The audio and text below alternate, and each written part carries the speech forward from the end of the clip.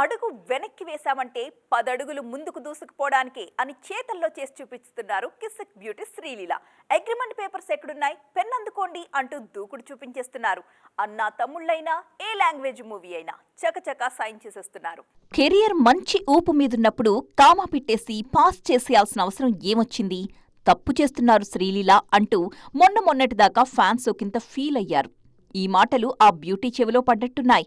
Array, మీరేం ఆలోచించకండబ్బా, ఈ గ్యాప్ని మరిచిపోయేటన్ని సినిమాలు నేను చేస్తాగా అని భరోసా ఇచ్చేస్తున్నారు ఈ బ్యూటీ. తెలుగులో ఆల్రెడీ రాబిన్హుడ్ రిలీజ్కు రెడీ అవుతోంది.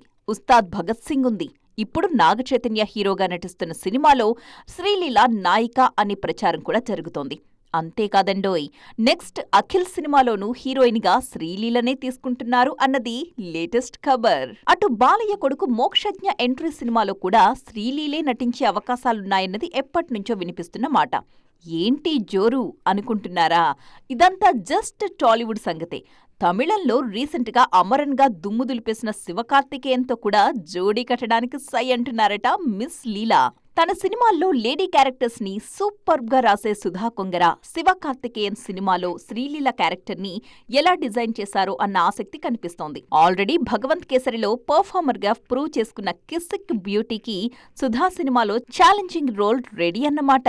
Glamorous actress plus best performer గా దూసుకుపోవాలనుకుంటున్నారు ఈ ముద్దుగుమ్మ.